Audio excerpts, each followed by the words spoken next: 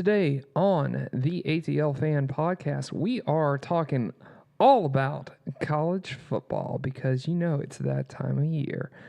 We're talking Chick-fil-A Kickoff Classic between Auburn and the Washington Huskies. Then we get into Georgia, Georgia Tech, Alabama, and to end the conversation, we talk about Clemson. Mark Billings is joining the show today from a special location. This is the ATL Fan Podcast. This is Football Friday. We are a part of fansfavoritefan.com.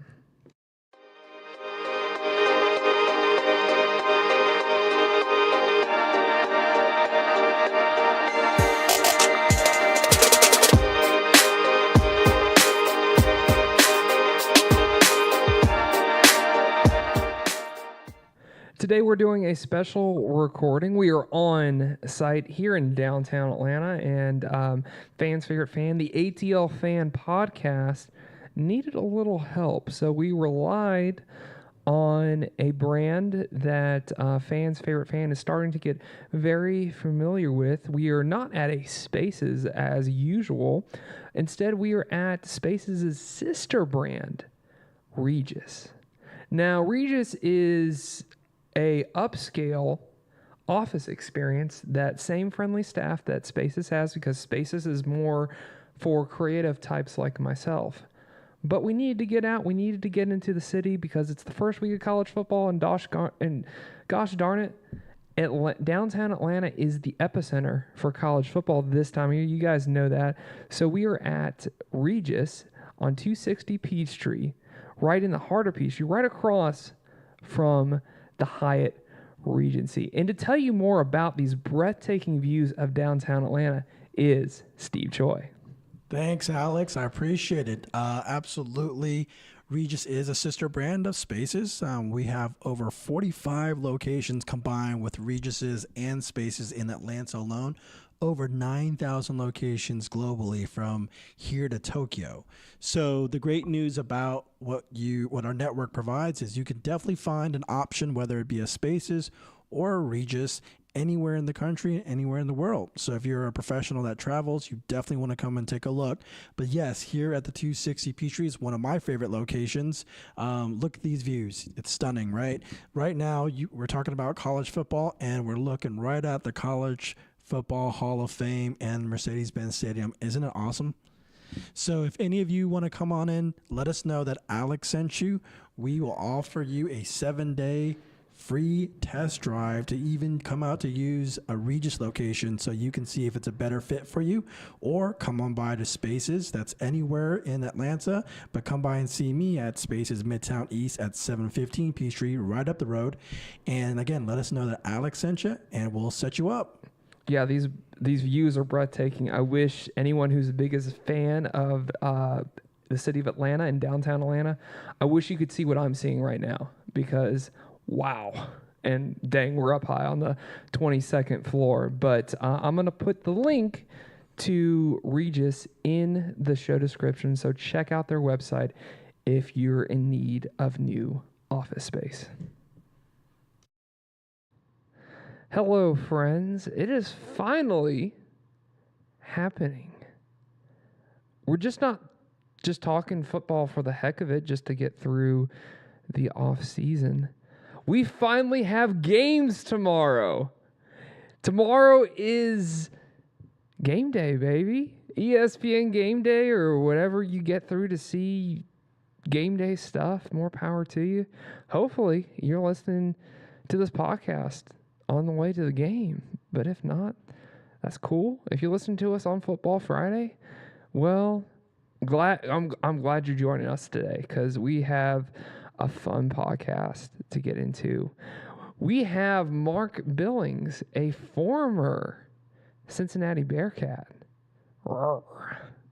to just talk ball with us. That's what we're doing. We're trying to get his perspective and just talk Georgia, Alabama, Clemson, the Chick-fil-A kickoff game.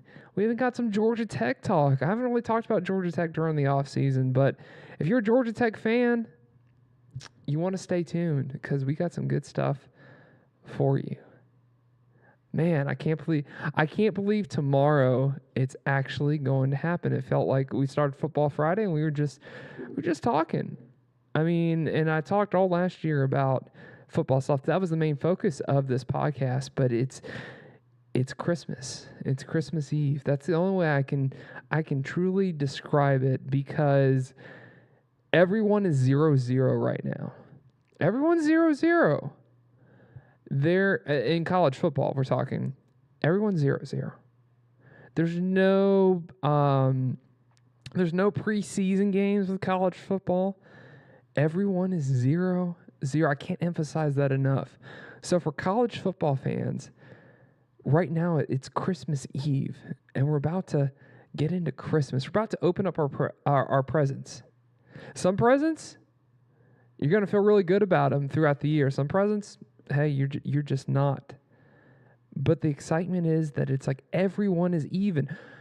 Louisville, of all people, is at the same level as Alabama right now. Yeah, I know it's a little far-fetched, but right now they're at the same level. Yeah, most likely Louisville's going to be Alabama's going to put up 50 on them, and they're going to roll Tide, roll, and everything like that. But right now, they're even. They're the same team. So just think about that for a second. Glad that football is back. It's such a relief that we're going to be kicking off tomorrow. I'm Alex Berger, and we are with favoritefan.com. Glad you could join us today on this Football Friday, on College Colors Day. Hopefully that you're wearing your college colors, because, hey, I'm wearing mine. So glad you could join us, and we got a real fun podcast for you that we get to talk some football, and it's actually going to happen. It's not like we're talking who's going to start at quarterback at Alabama, and we're speculating 6 months or it's in March that we're talking about this. No, that's going to happen tomorrow. Exciting times here at favoritefan.com, and there's always some ball on Thursday that always kicks off, and Georgia Fans Favorite Fan was happy to cover the Georgia State Panthers taking on the Kennesaw Owls, the battle of I-75. And here's Sean Elliott with his thoughts on that game. To tell you the truth, when I looked at it, I said, hey, we're going to get this ball back. You know, we can hold them. And I knew they weren't going to kick the field goal. I knew they were going to go for one on fourth down. So if we held them in a manageable down and distance there on fourth down, I was like, man, we're going to have 2 minutes left. 2 minutes is a lot of time. Now, we had 0 timeouts, so we had to be really, really smart. And it was just, I won't say it was a momentum swing, but it really boosted our guys. I mean, they took the field right there with a mindset to get it done. And ultimately, the game ended like it did, and with one heck of a catch by DeAndre Champagne going up and getting it. Every single day, it's going to be a fight. It's going to be a knockdown, drag-out. I'm telling you, it is. I mean, we've got guys out there. You've got a quarterback in Dantarius Ellington that at times he wasn't looking at the right reads. There's a lot of things he could have done differently. We knew there was going to be some hiccups, but we're in a fight each and every day. They know it. That's why we practice the way we do. I don't know if you've ever watched us practice. Come out and watch us practice. It's tough. It's physical. It's hard. It's taxing on them mentally. That's the way these ball games are going to be for us. That's how we're going to develop. That's how we're going to grow. Those stops, huge stops. I mean, anytime you can get that ball back from an option offense like that, you've got to be pleased. And like I said, I wish I could bring them all in here because they all had such an impact on them. I mean, every last one of them. It's a great feeling to watch them go out there and do what they did. Coach, can you talk to us about the poise of your quarterback early in the week? Don't you just love the energy that Sean Elliott always brings to the table? Love that guy. Love what his energy is always up. That you can just tell he loves the game of football. So now we're about to transition.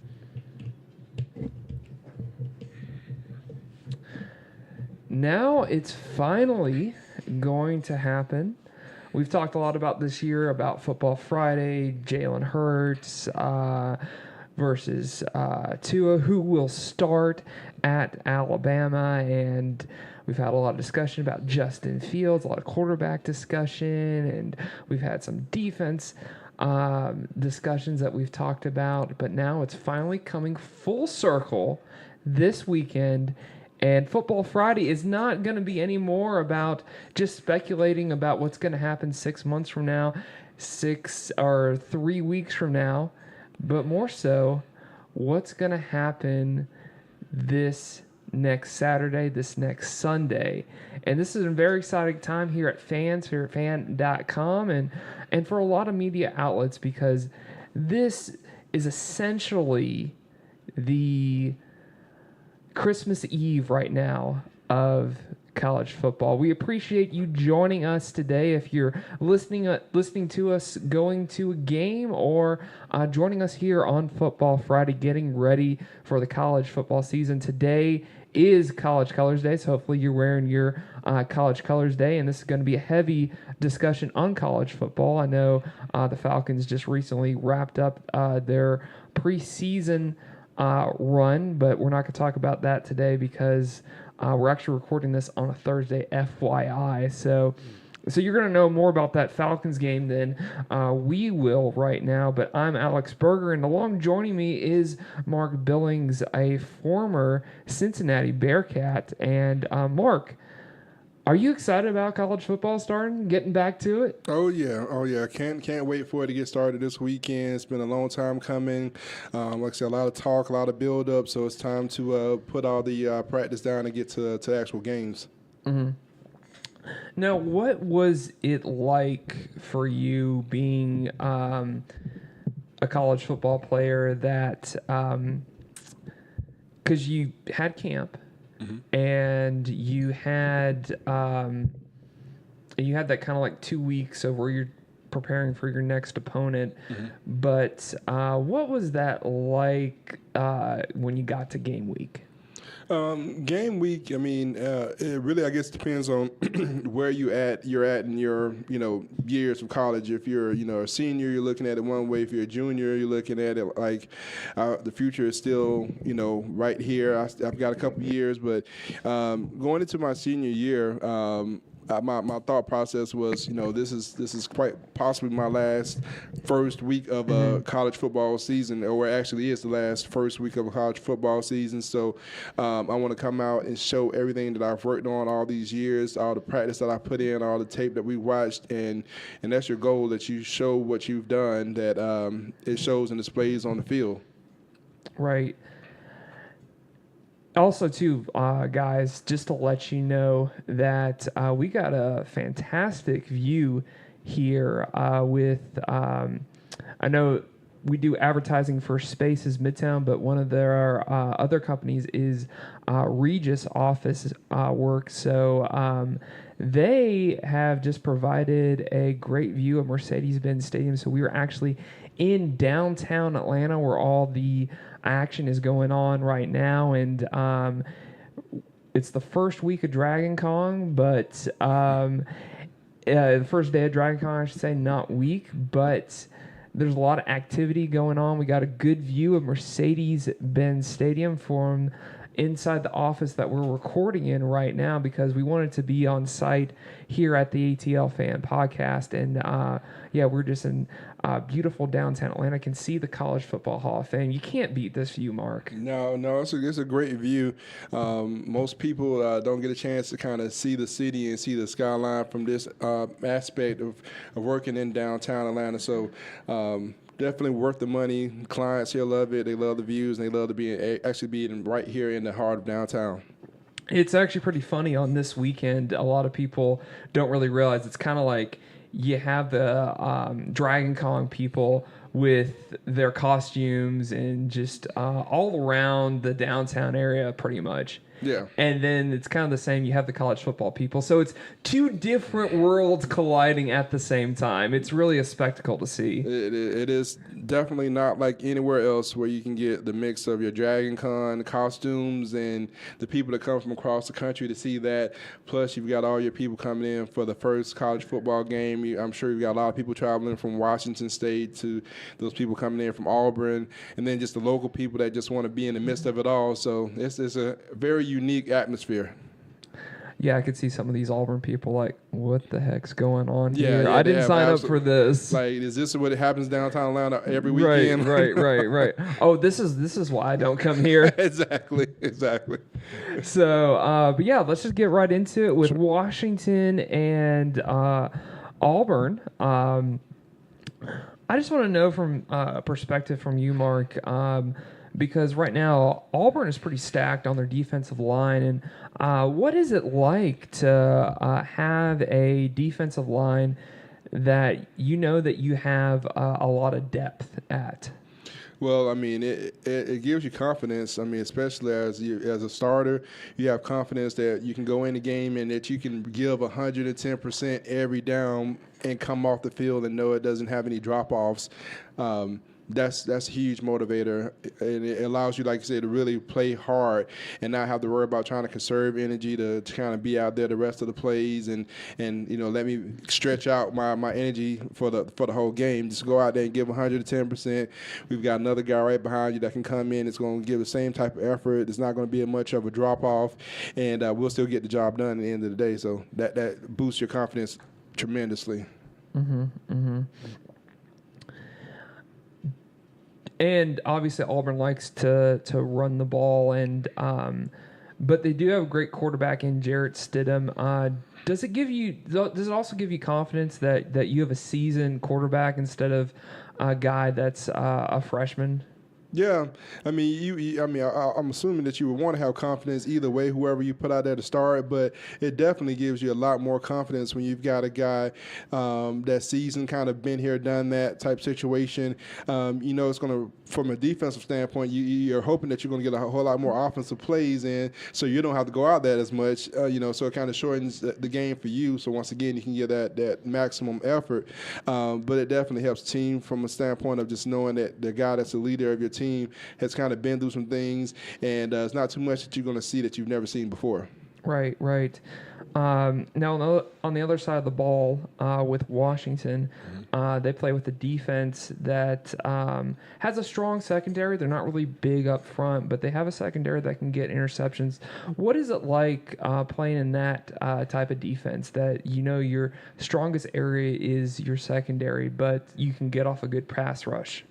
Well, it's definitely very beneficial to know that because as a defensive lineman, if you've got a really strong secondary, which I've heard Washington might have one of the best secondaries in the country right now, it's a good chance that they're going to cover those guys a lot longer, which is going to give you a lot better chance to get your pass rush off and get to the quarterback. So, and that's what you want. You want to be able to have the quarterback hold on to the ball 5-6 seconds back there, patting the ball instead of dumping it off real quick. And when you have a good secondary, that allows you to get more time to get back there and get after the quarterback, get more sacks, and help your defense.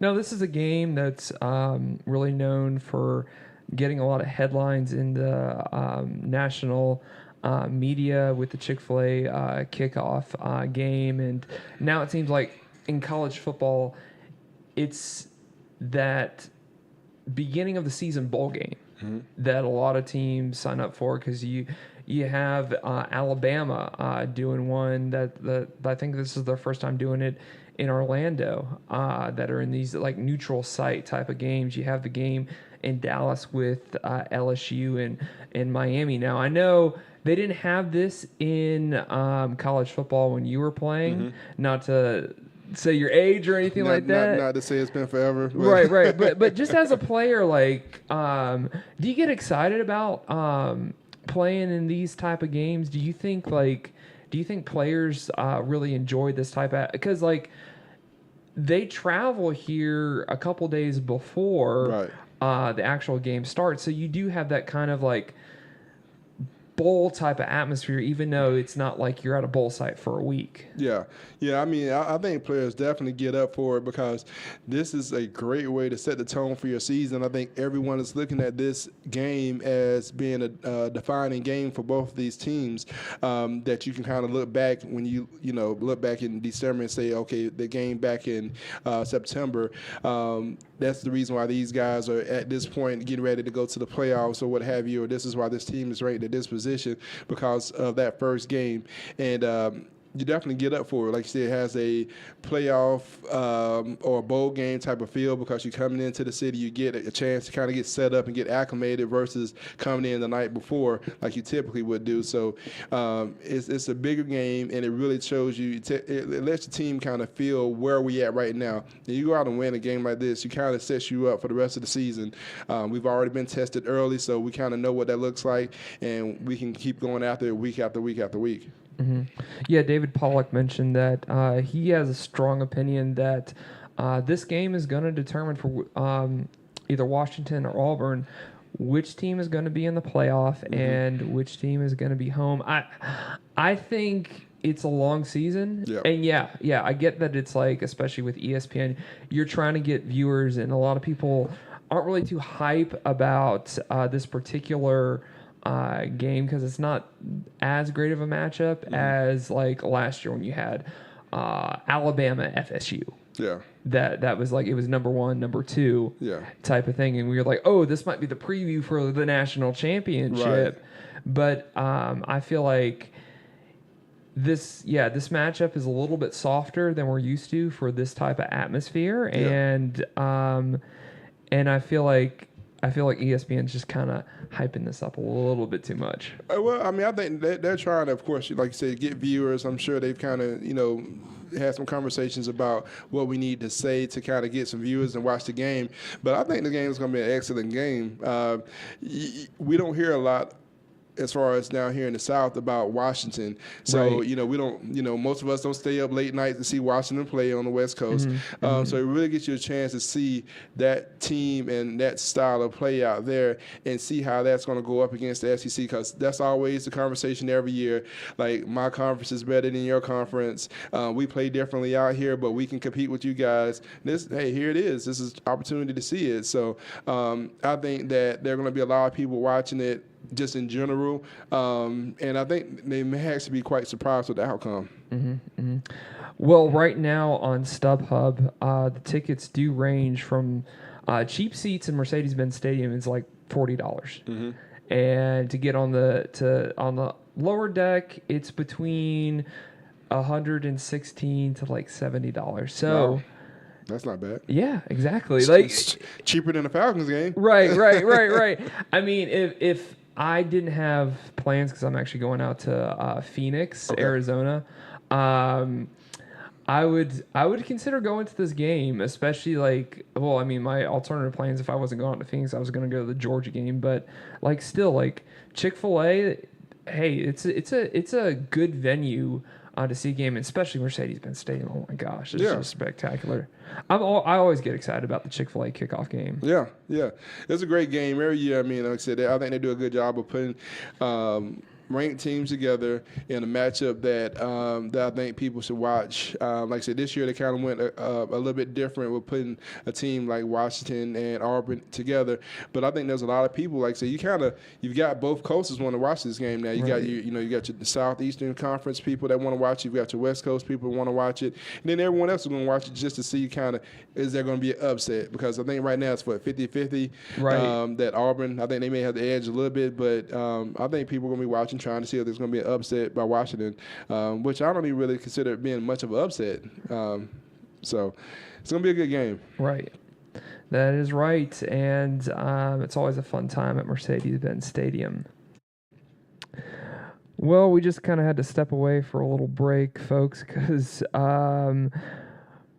this is what happens when you record on site, and sometimes you're just not aware of the specs, because we had trouble with Wi-Fi, but now that's gotten corrected. Mark said it was because of because we're in a corner office, but you can't beat this view. anyways, but now that we're back, we have Wi-Fi. We're going to talk about the Georgia Bulldogs because they play Austin Peay. That's pretty much a boat race right there. We're not really going to talk too much about the game, but there are some questions on the defense side of the ball since they are losing bits and pieces a lot on their front seven, losing a couple key guys in the secondary. But I just want to know, Mark, losing a guy like Roquan Smith, who was pretty much everything for that defense, he did beyond what you could ask out of a outside linebacker to do. His biggest games were the Georgia Tech game and the Rose Bowl, covering that side of the field, and a lot of people have the opinion that he, and it was pretty obvious too, like he was the quarterback of the defense. Mm-hmm. And I just want to know, when you lose a guy like that, how do you come back the next year? And because obviously you're not going to have a lot of guys step up and fill that role, but it seems like you're going to have several guys step up and fill that role. So what are those team dynamics like when you have something like that happen? Well, that's you exactly said it. That's what you have to do. You can't rely on one person to come in and try and fill that type of role, because he obviously, he was a lot of things, like you just said. It was a big role. He did a lot more than what you would actually ask any linebacker to do, and he fulfilled it pretty well. So you would actually ask a couple guys. We need a few linebackers. We need our defensive linemen. We need some seniors. We need everyone to step up and fill in where this guy left off, is what you want. And then do just having that stepping up of people. You're going to have someone that's going to step up and is going to actually take handle that leadership role. You would hope there's going to be a senior. You would hope that it's going to be someone that, like, maybe say a linebacker in that position that's going to step up and say, hey, I'm going to take the role that he had, or I'm going to at least try and take over where he left off. But it's going to start with a few guys stepping up, being vocal, a few guys making plays, and then from there it's just going to be a attrition of who's going to be that person that's going to really kind of step in and take that role on. Mm-hmm, mm-hmm. Now, when you have to replace guys in the front seven, like guys like Davin Bellamy, Mr. Carter,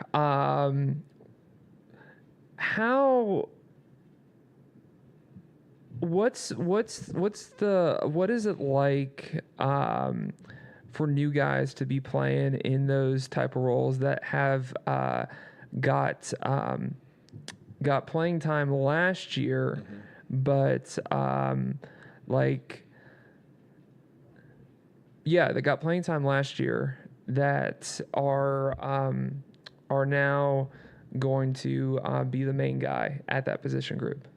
Well, I mean, from the person that's stepping into the role, you got to be excited, because that's what you look forward to. You look forward to the opportunity to be able to step up and step into those roles.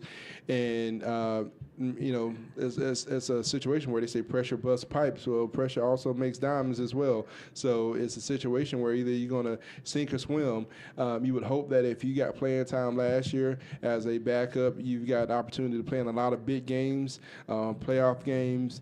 So it shouldn't be a new world for you. All you're doing is you're going from being the person that comes in relief to the person that's starting the game.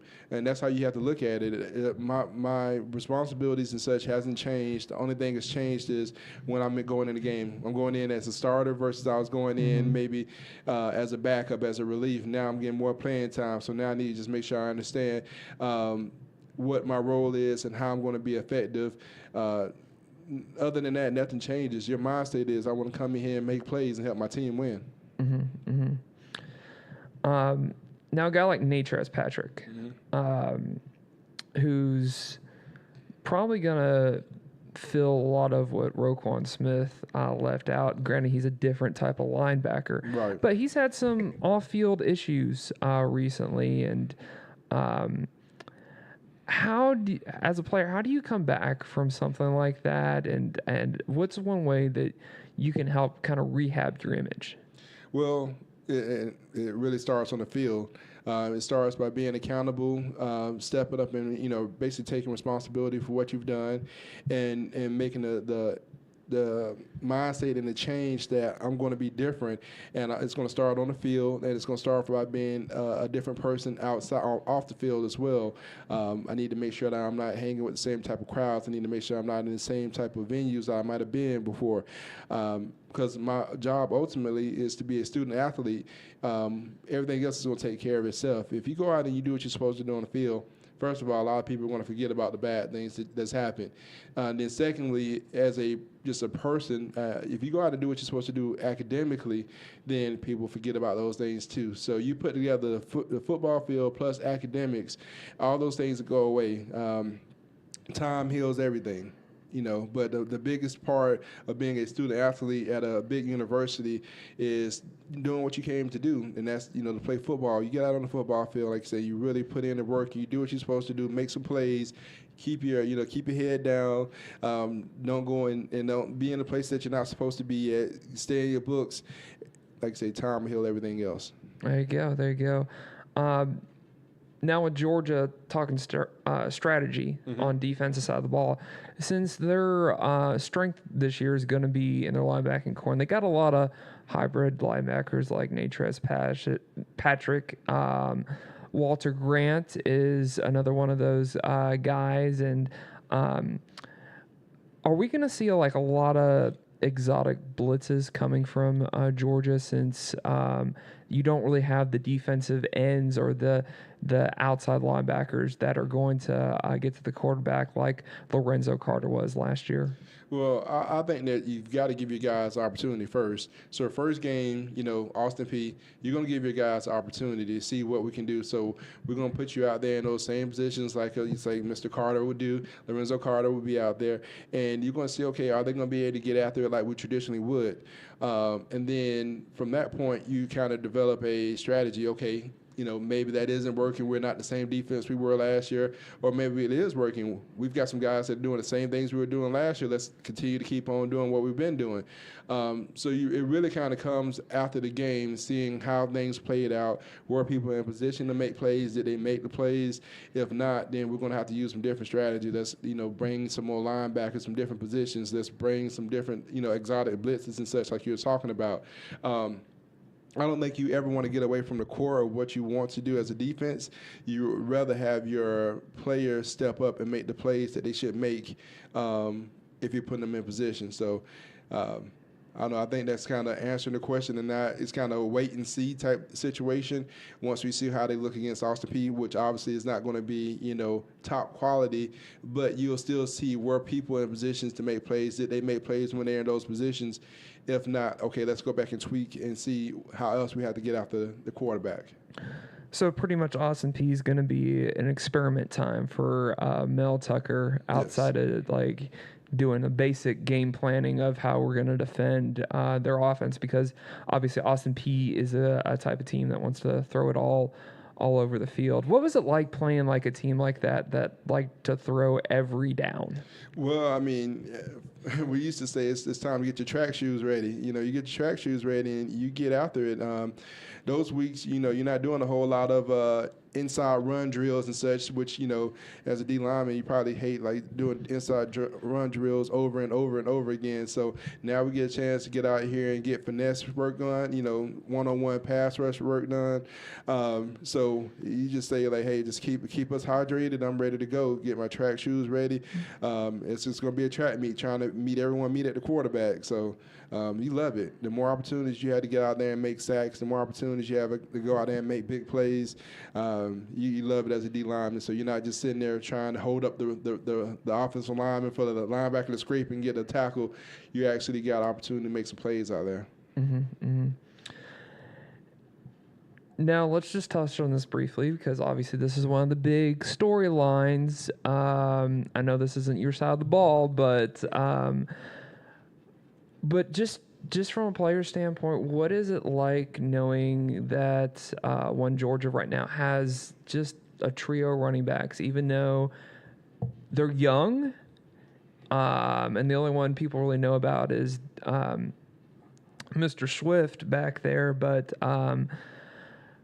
What is it like knowing that you have a good stable running backs, and you also have a quarterback right now who's going into his sophomore season? So you have more a mature quarterback that knows what knows what's going on out there, and going to probably be asked to do a lot more than he did this past year. How, as on the defensive side of the ball, how do you feel about your offense? Because it seems like what happens on the offensive side of the ball is going to eventually affect the defense. Right. Well, I mean, once again, I think it's just it goes back to building confidence. You've got confidence where you can, you can do a little bit more on defense, take some risk on defense that you probably wouldn't if you didn't have a stable offense with depth. So you can, like say, draw some exotic blitzes and stuff and take some chances that you typically wouldn't, because you think that your offense is going to be able to kind of make up for whatever mistakes you have. But it's a great feeling to be able to go in saying, okay, I've got a quarterback that was first year, had all the success he had, and now, obviously he's seen some stuff, so now he's going to kind of grow from that. So it's going to be a little bit better. You think offensively things just got to be better. You've got, like I say, 3 running backs, probably a little bit deeper than that if you really want to go into some of the guys they just got.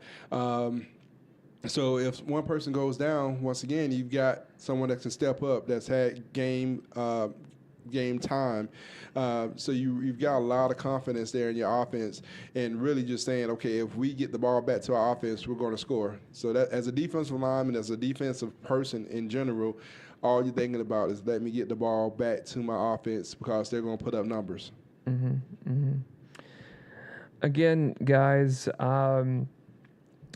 for this game, if you're a Georgia fan, head to Athens, because I checked on StubHub again, and it is pretty cheap to get into Sanford Stadium. Maybe a lot of people are kind of on the high of going to Notre Dame, Rose Bowl, National Championship, but right now on StubHub, to get in the door, it's $32 in some areas. Obviously, to get down on the field, in the corner of the end zone, I'm seeing it for like $59.80 on StubHub to get into Sanford Stadium. So head to Sanford Stadium if you're a Georgia Bulldog fan.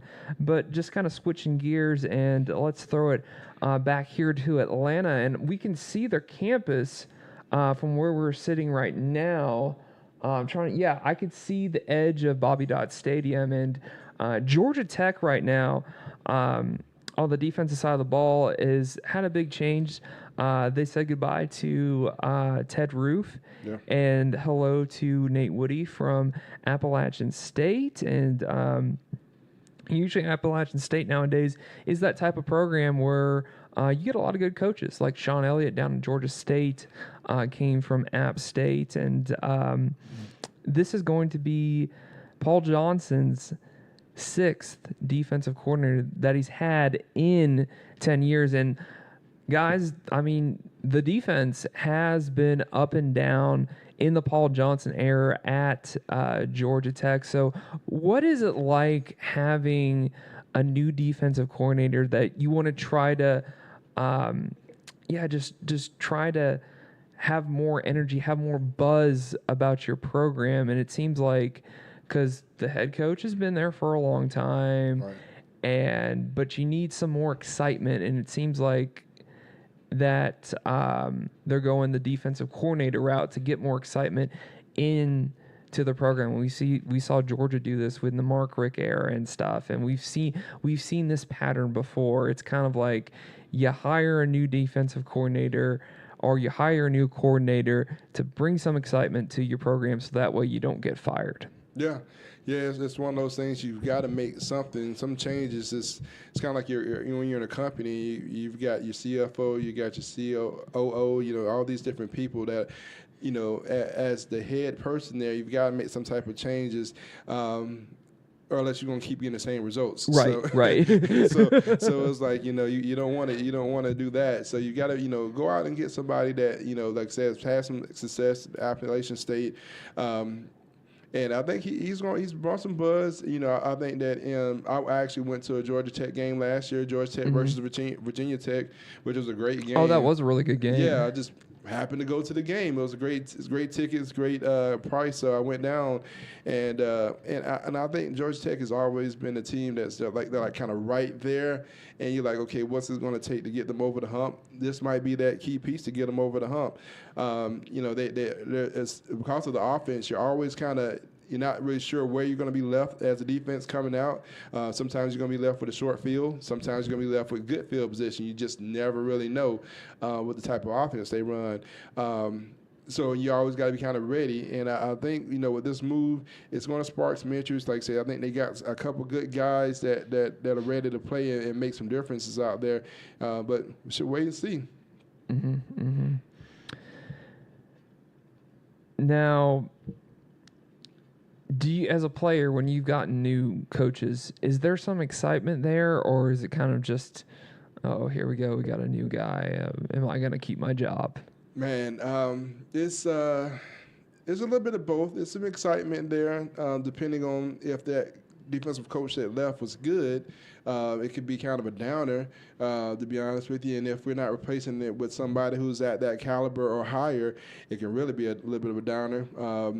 And then there is that same, okay, now I've got to prove myself all over again type situation, which, I mean, for most players, that's the case every year. You're fighting for your job because you've got some new player coming in, you've got a young guy coming in that's want to take your position. But when you're getting new defensive coordinators, new D-line coaches, position coaches, or what have you, it does kind of up the ante some more because you're really looked at as this is a new interview. I'm coming into this interview, and I've got to put forth my best effort because I may not have this position anymore, or I might not be a starter anymore. So you kind of get a little bit of mix of everything. Good feelings if it was a bad relationship between you and the coach, you may say, hey, this is awesome. I got a chance to start all over. But if it was a great relationship with the coach and you're like, man, I really was gelling with this guy, you kind of pick up and say, okay, it is what it is, and move on. Now it seems like Tech has a pretty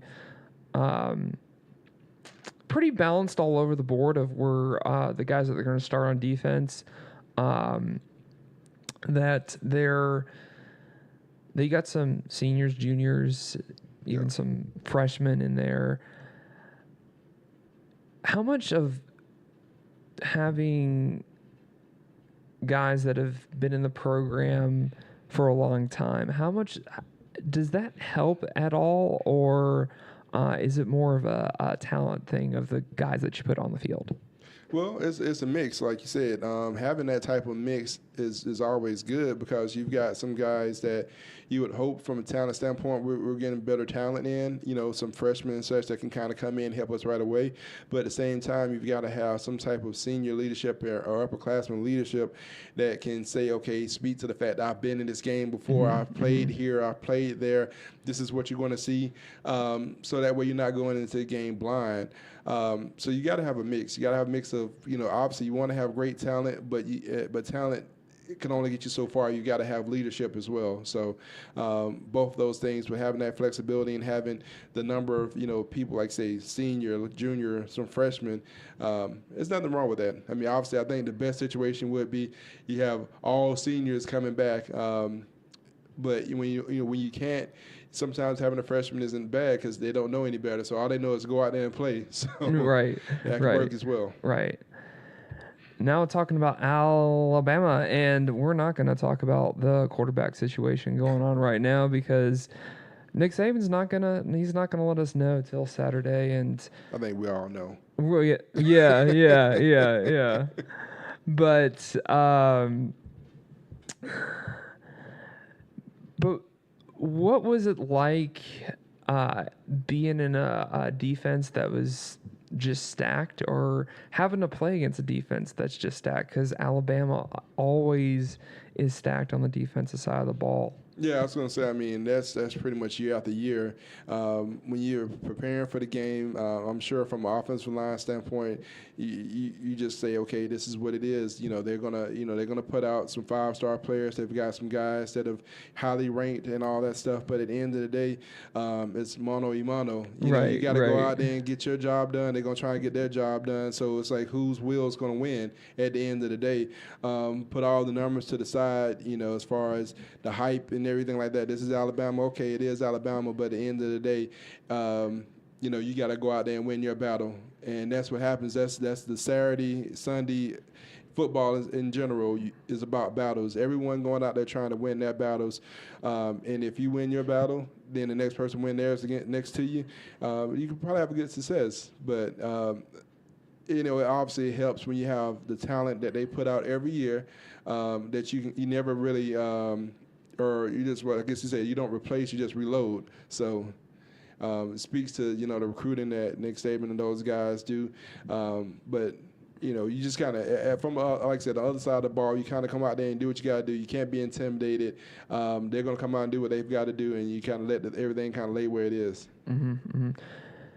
No, Alabama, like we talked about, Alabama just reloads, and we've talked about that all offseason here on the ATL Fan Podcast. But you have 3 returning starters in the secondary. Mm-hmm.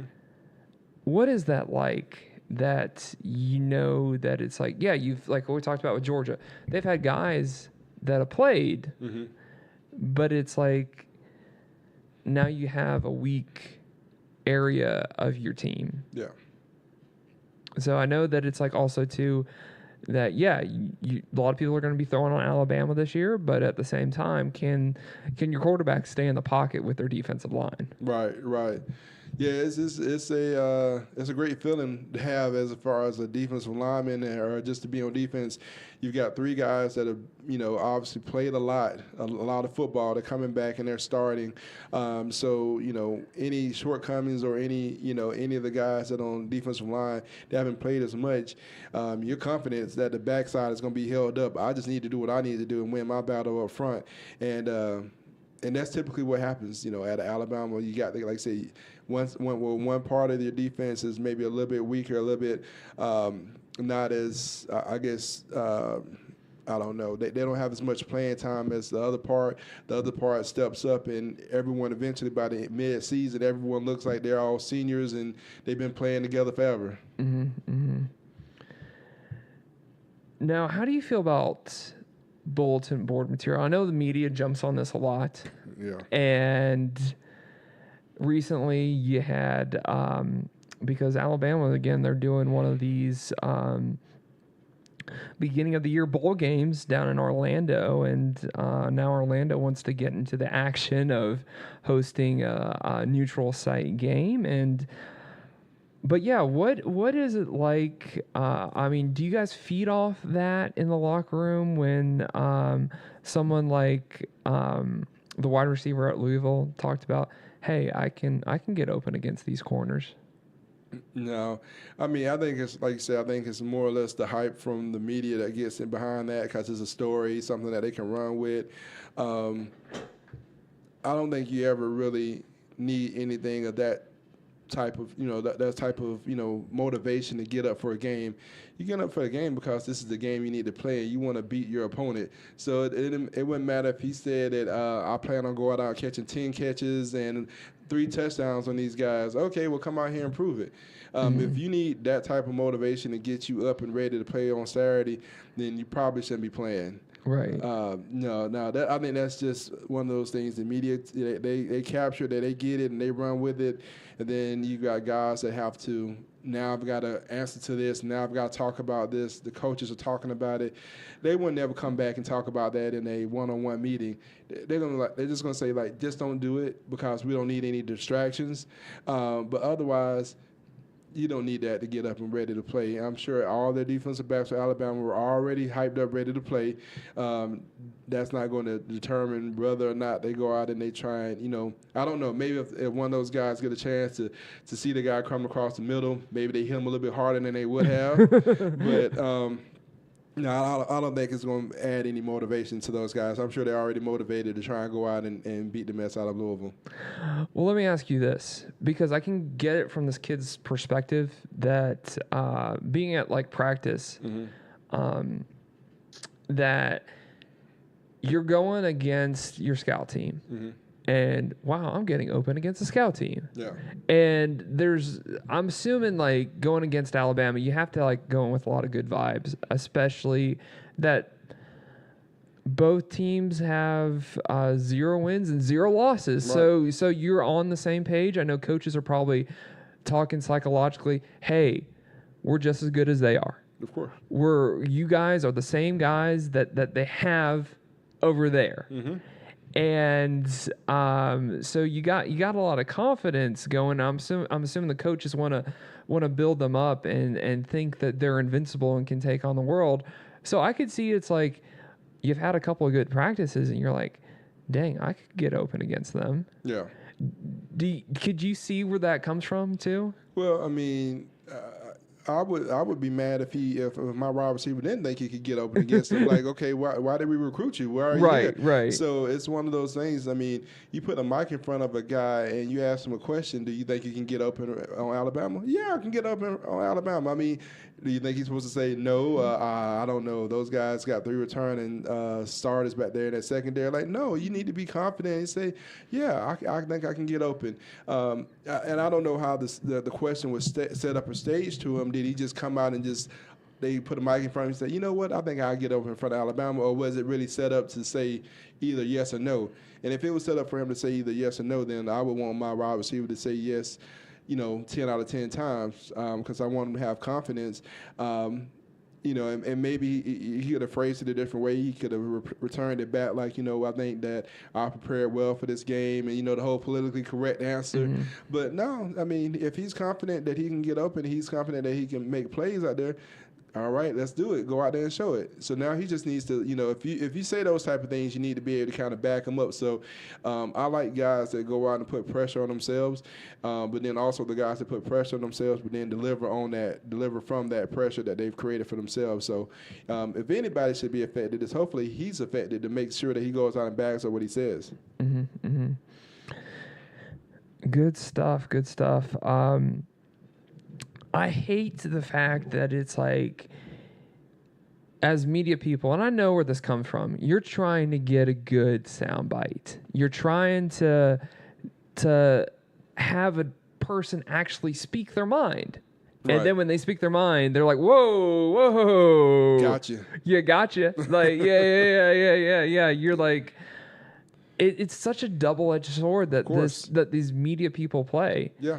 And I mean, like when I interview guys, I want to hear them speak their mind and everything like that. But I don't want them to go overboard and like and for someone to use that against them. But it's like I want them to speak their mind. I guess guys just don't know how to get a good neutral tone in there.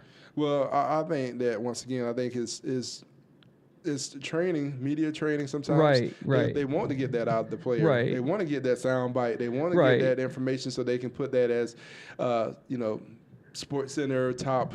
Look at this. Did you hear this? Did you hear what this person said? Now it's everywhere. Exactly. So it's like, it's to the point nowadays that the players are actually the ones that are speaking to the media a lot. They get media training. And a lot of people don't even know. Yeah, you get media training because we know that you're going to be in front of the mic often, and we don't want you to get caught up in a situation such as this. And I'm sure this kid probably hasn't had any specific media training. He was just going out speaking his mind, just saying like, hey, I'm confident that I can get up in front of these guys, because if I can't, what am I starting for? What am I going out there for? But yeah, I think if we as fans didn't feed into that stuff and then said like, you know what, that's not a big deal, then I think the media wouldn't push it. Right. Yeah. We sure do love a good soundbite if it comes off the way that we want it to. But we're just going to end the show just talking about the Clemson Tigers. They're going to be obviously one of the elite teams in the nation, and what Dabo Swinney has done there is just, oh my gosh, incredible. But one of the staples is their defense. Do you think that Clemson's defense is going to be better than Alabama's this year? I think they have every opportunity, every chance to. I mean, if you look at starters that are coming back, if you look at projected guys going to the NFL, if you look at recruiting that they did, I mean, they're right there head to head, if not higher, depending on what you look at, what publication you look at. A lot of publications would have Clemson's defense higher ranked than Alabama's. And like I said, Dabo's done a great job of recruiting, so their recruiting efforts are right in line and if not higher than Alabama as well. So I wouldn't be shocked if they finished at highly ranked or higher ranked than Alabama. And I think that's what's going to push them to, of course, the playoffs yet again and an opportunity for a national championship. Now, do you think that they're going to be in that national championship game? I mean, right now, looking at the way things could possibly shape up, I don't see any reason why they wouldn't be. I mean, you look at the offense, you got a lot of guys returning. You look at their defense, they've got a lot of guys returning. Coaches standpoint, they've got all their coaches intact. I mean, you don't see any reason on paper that they wouldn't be. Definitely going to be in the playoffs. I don't see any reason why they wouldn't be, in that chance for the game, the championship. I would actually be really, really surprised if Brent Venables is their defensive coordinator going into the 2019 season. Yeah, because it's that period of time in December where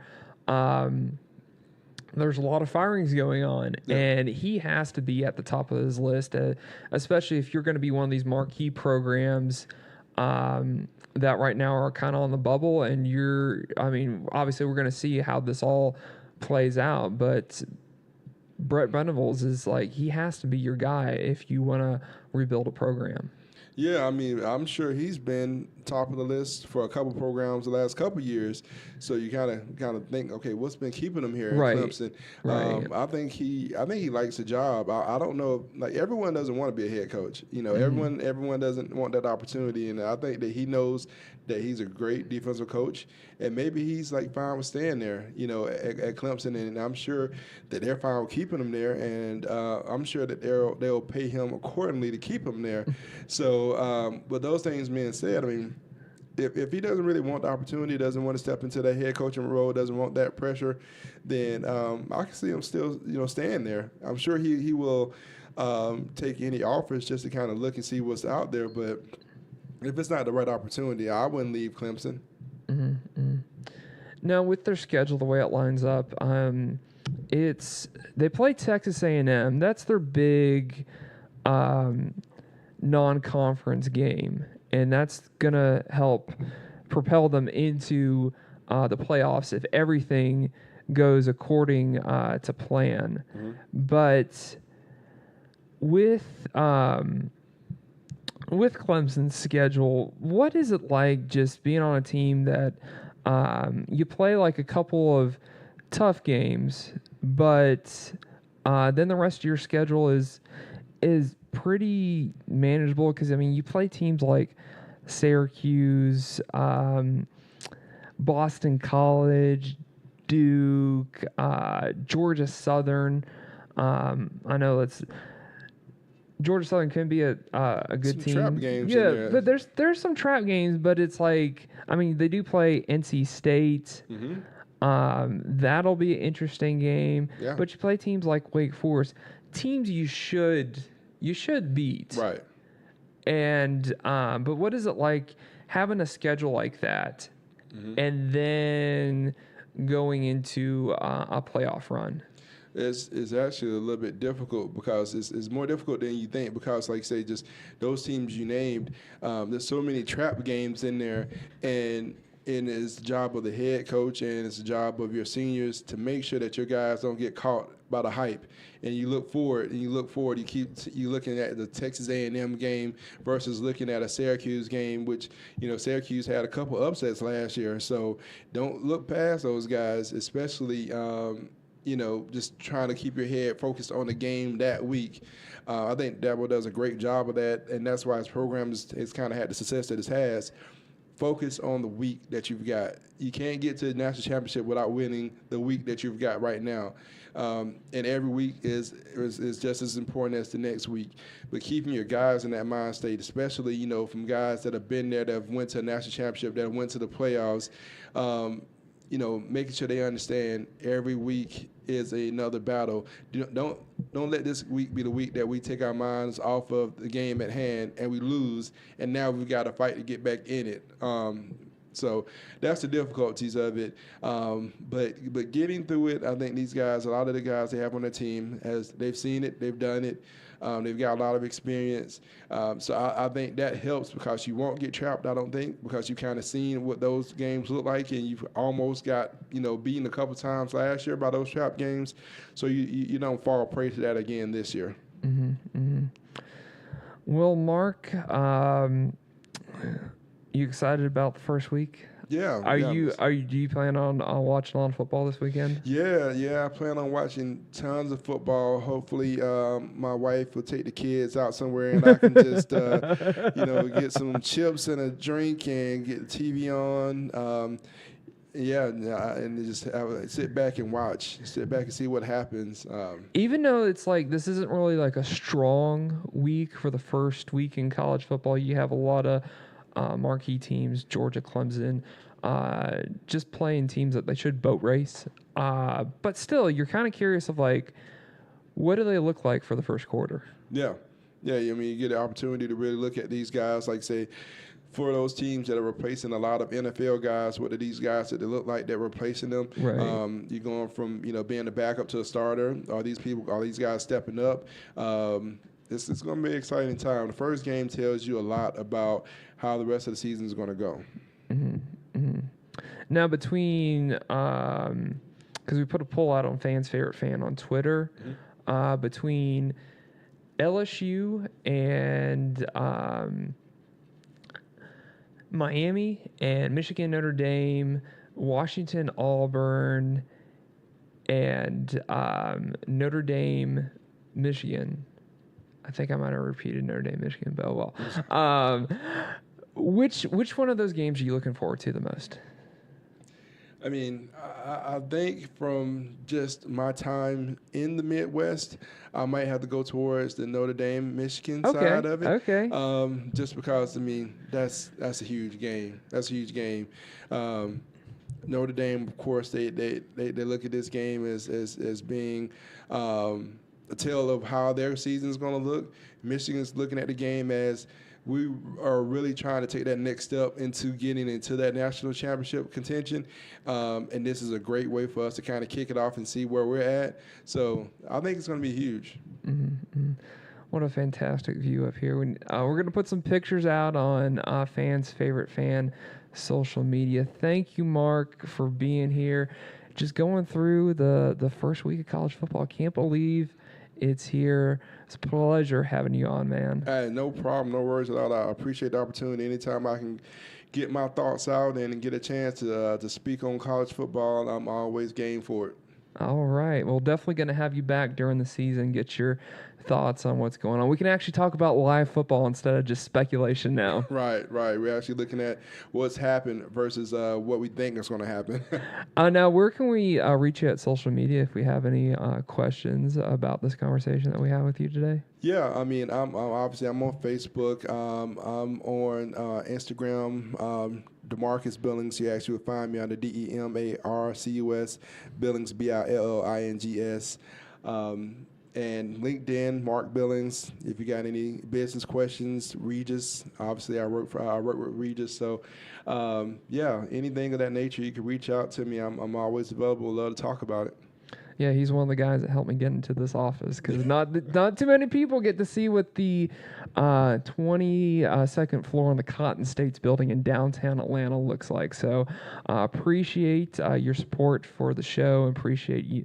We just appreciate you having you on. Just want to thank Mark Billings for being on the show today. We want to thank Steve for making an appearance. And we want to thank Regis for giving us the ATL Fan Podcast, Fans Favorite Fan, the space to be able to do our show and these incredible views. I mean, you'll look over to the the left here, and you see Mercedes-Benz Stadium. Then you just pan right, you see the Omni, and then you pan down, and you can see the College Football Hall of Fame to the bottom right, and it's just incredible, the view you see up here on the 21st floor. So I wish I could have a live audience, but we don't have the space. But thank you, Regis 260 Peachtree, for hosting us today. Definitely really appreciative of that.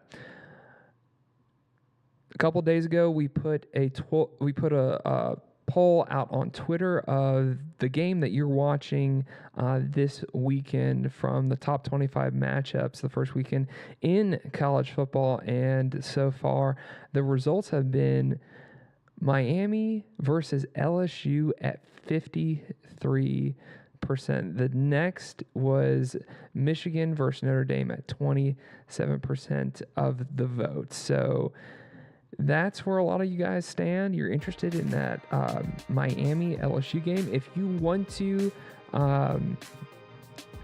turn the poll a little bit upside down, and you think if you're an Auburn Tiger fan, your game's not looking too highly, or you're a Virginia Tech or FSU fan, your game is not looking too hot with 7% of the vote. So go to Fans Favorite Fan Twitter and be sure to vote on that poll which game that you want to watch this weekend.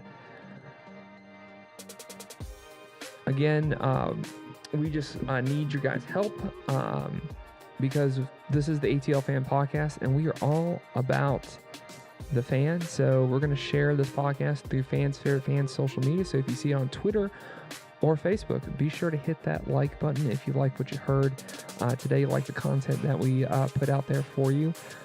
Also, too, we want to make the show as interactive as possible. And for a podcast, that's a challenge into itself, but we're trying to figure it out here at Fans Favorite Fans. So the best way that you can put your feedback and put your instant feedback is in the comment section. So if you have a comment about the show, be sure to put that in the comment section. You want to give your opinion on the things we talked about with Bama, Georgia, Georgia Tech, and the beginning of the college football season. Put that in the comment section because we'd love to hear from you. We'd love to hear your opinion. All opinions are the same here at Fans Favorite Fan. As long as you're not trolling us, we would appreciate your comments. So this is a comment-friendly place here at the ATL Fan Podcast.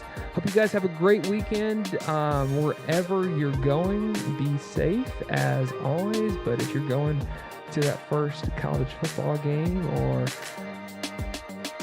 you're binge watching college football this weekend on TV, I hope that it's a fun experience for you. I hope you have fun.